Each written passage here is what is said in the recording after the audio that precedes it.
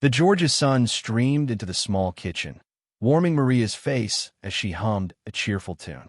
Today was David's favorite, chicken empanadas with a spicy aji dipping sauce. She carefully packed them into a bright yellow lunch container, adding a small note that read, Te amo, mi amor.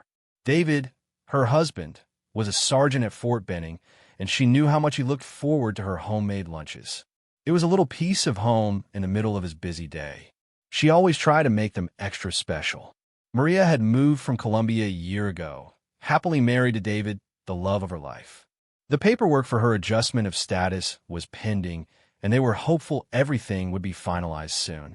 She always carried copies of her marriage certificate and immigration documents, just in case. As she placed the lunch container in a cooler bag, a feeling of anticipation bubbled inside her. She couldn't wait to see David smile when he tasted the empanadas. Little did she know, this simple act of love was about to turn into a frightening ordeal. The drive to Fort Benning was always a little nerve-wracking for Maria.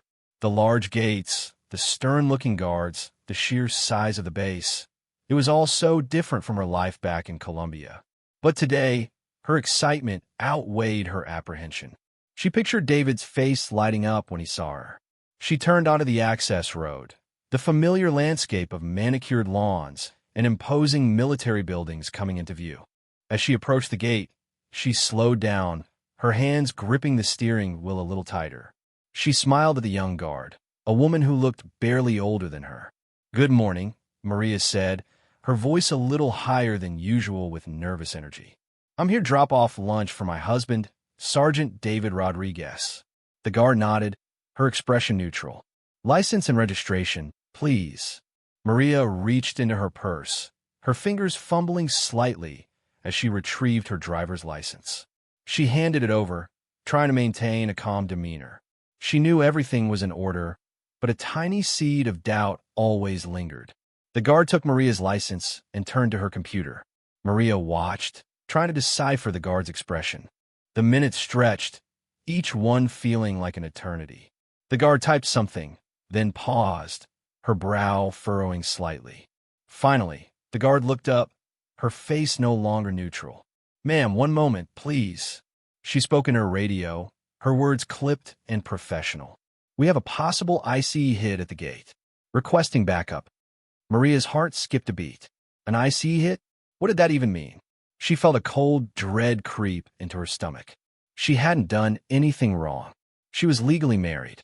Her paperwork was pending. Why was this happening? The guard avoided Maria's gaze, focusing on the computer screen. A red message flashed across the screen. "ICE alert. Investigate." The routine check had suddenly turned into something much more sinister. The anticipation she felt moments ago was replaced by a chilling fear. Within minutes, a black SUV screeched to a halt behind Maria's car. Two ICE agents, stern-faced and unsmiling, emerged. Maria's hands trembled as she reached for her purse, pulling out her marriage certificate and the paperwork from her lawyer regarding her pending adjustment of status. "Officers, there must be some mistake," she pleaded, her voice shaking. "I am legally married to Sergeant David Rodriguez. Here are my documents." The agents barely glanced at the papers. "We need you to step out of the vehicle, ma'am," one of them said, his voice devoid of emotion. But my husband," Maria stammered, tears welling up in her eyes. "I was just bringing him lunch." "That's not our concern," the other agent replied, opening her car door. "Please step out of the vehicle." Despite her pleas and the presentation of her legal documents, the agents ignored everything. They escorted her to their vehicle, her heart pounding in her chest. She was being detained, and she couldn't understand why. The lunch, the excitement, the love she felt for David, it all seemed to fade away, replaced by a terrifying uncertainty. Back at the motor pool, David checked his watch. Noon. Maria was usually here by now. He started to feel a knot of worry tighten in his stomach. She was always so punctual, especially when it came to bringing him his favorite meal. He tried to dismiss his unease. Maybe she was stuck in traffic. Maybe she had forgotten something and had to turn back. But as the minutes ticked by, his concern grew. He knew something wasn't right. He pulled out his phone and texted Maria. "Hey, mi amor, Everything okay? Running late. No response. He tried calling. The phone rang and rang, going straight to voicemail. David's heart began to pound. Maria always answered her phone, unless something was wrong. He paced back and forth, his mind racing with possibilities, none of them good. He felt helpless, stuck at the base, unable to do anything but wait and worry. The empanadas she had lovingly prepared were the last thing on his mind. Inside the IC vehicle, Maria sat huddled, her body shaking. She couldn't stop the tears from streaming down her face. The agents hadn't said a word since putting her in the car. She felt like a criminal, but she hadn't done anything wrong. Poor favor, she whispered, but no one answered. Where are they taking her? What was going to happen? She clutched her marriage certificate, the thin paper a small comfort in the face of such overwhelming fear. She replayed the events in her head, searching for any explanation, any reason why she was being treated this way. She had followed all the legal procedures. She had consulted with a lawyer. She was waiting for her interview. Why was this happening now? The confusion was almost as unbearable as the fear. She just wanted to go home to David. She just wanted to be safe. She just wanted someone to explain what she had done to deserve this. The walls of the car seemed to close in around her, amplifying her panic. David was about to head to Captain Rodriguez to explain his situation when Sergeant Miller approached him, a look of concern etched on his face. "Hey, Rodriguez," Miller said, his voice low. "I just heard something at the gate. It's about your wife." David's blood ran cold. What? What happened? Apparently, she was stopped by IC, Miller explained. They ran her license, and something came up. They took her into custody. David felt like he'd been punched in the gut. ICE? Maria? It didn't make any sense. "That's impossible," he said, his voice shaking. "She has all her paperwork. She's legally married to me." "I don't know the details, man," Miller replied. "But that's what they're saying. They're holding her at the gate." The helplessness David felt moments ago intensified into a burning rage.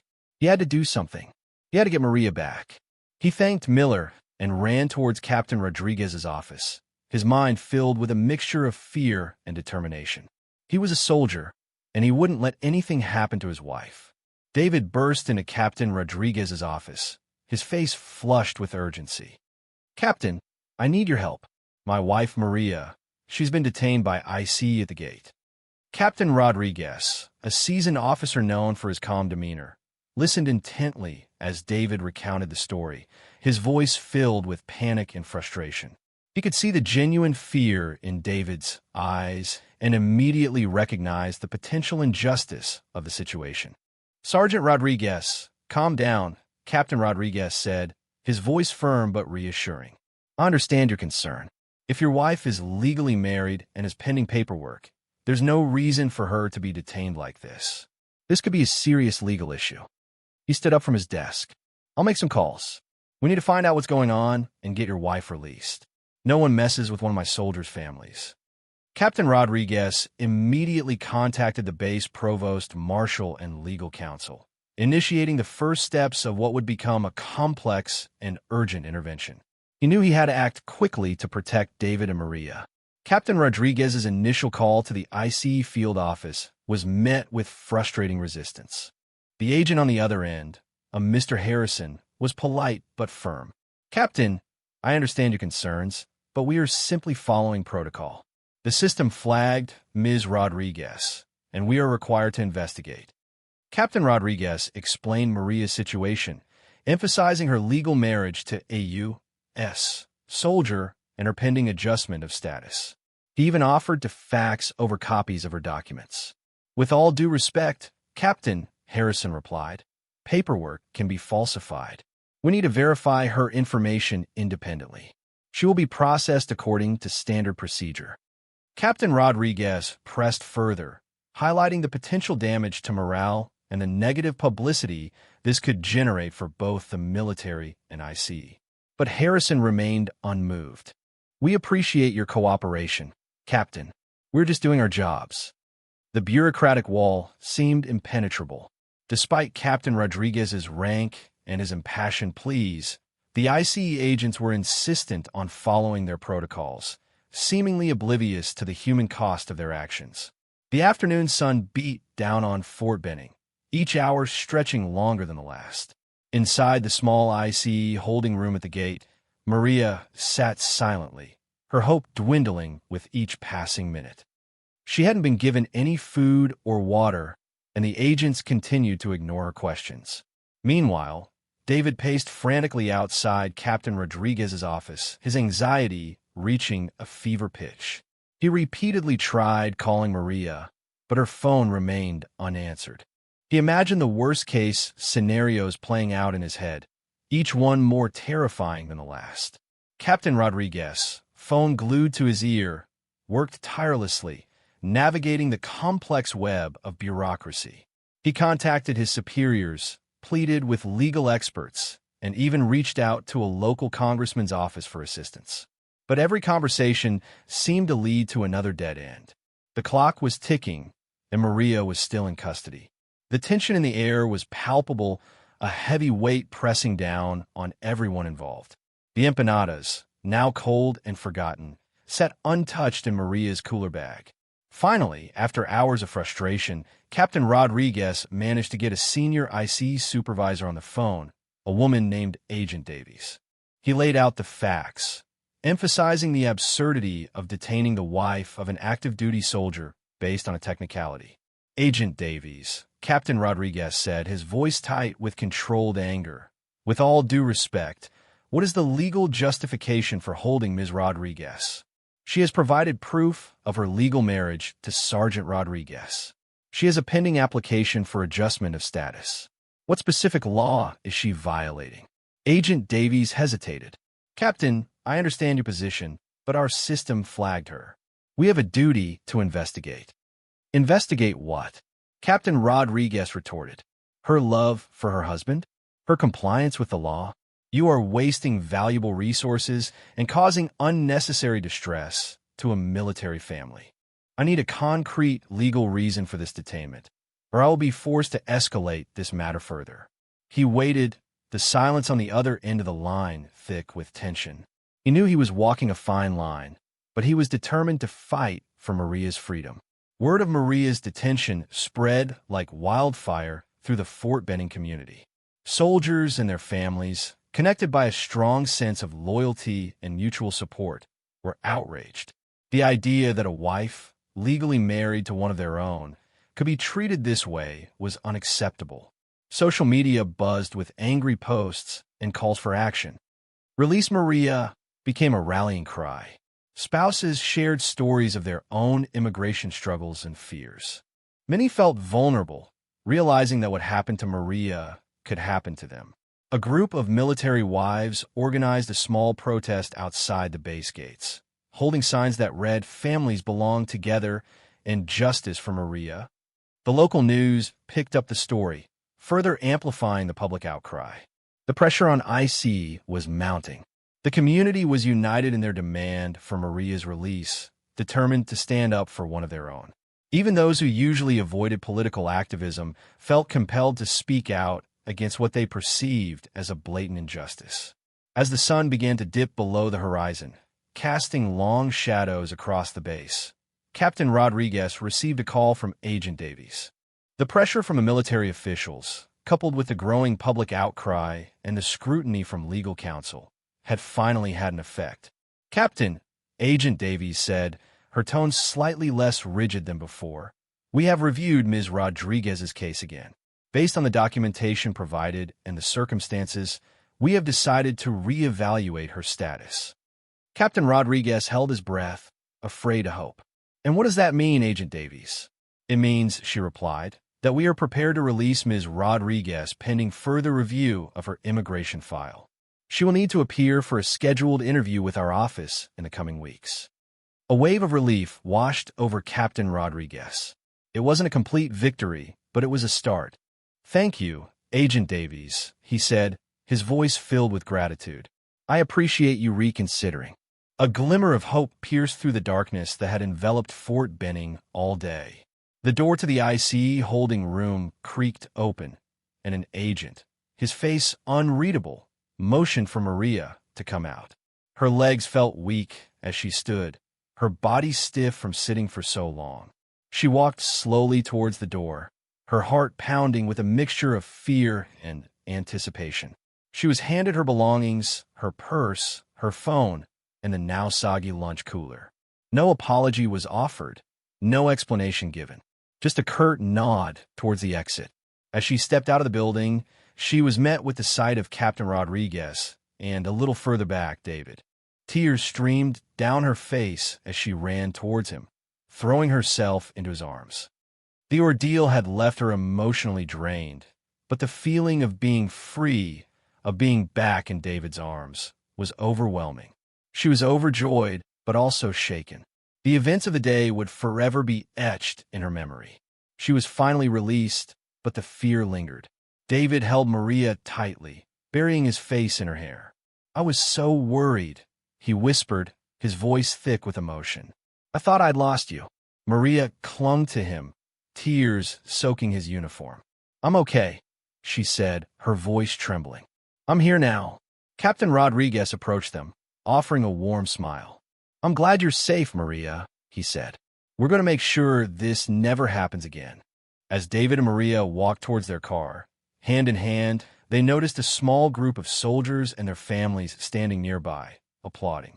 Some held signs of support, a silent testament to the strength and unity of the Fort Benning community. The relief they felt was immense, but it was also tinged with gratitude. They knew they weren't alone. Their military family had stood by them, fighting for Maria's freedom. They were forever indebted to their unwavering support. Despite the trauma of the day, they felt a renewed sense of belonging and hope. They were home. The day after Maria's release, the story was national news. News outlets across the country reported on the incident, highlighting the plight of military families caught in the crosshairs of immigration enforcement. The incident sparked a heated debate about the balance between national security and the rights of immigrants, particularly those married to U.S. service members. Many questioned the wisdom of prioritizing immigration enforcement over the well-being of military families, who already sacrifice so much for the country. Politicians weighed in, some calling for stricter immigration policies, others advocating for more compassionate treatment of military spouses. The debate extended beyond the political sphere, with ordinary citizens expressing their opinions on social media and in online forums. Maria's story became a symbol of the challenges faced by countless immigrant families in America, forcing a national conversation about fairness, justice, and the true meaning of family values. The ripple effects of Maria's detention were just beginning. In the wake of the public outcry, Fort Benning initiated a comprehensive review of its gate procedures and communication protocols with federal agencies like ICE.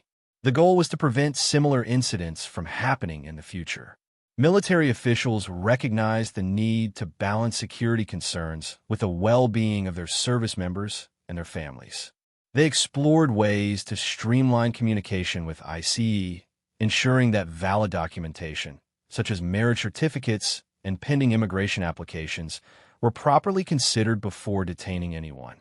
The base also implemented additional training for gate personnel, emphasizing the importance of cultural sensitivity and the need to treat all individuals with respect and dignity.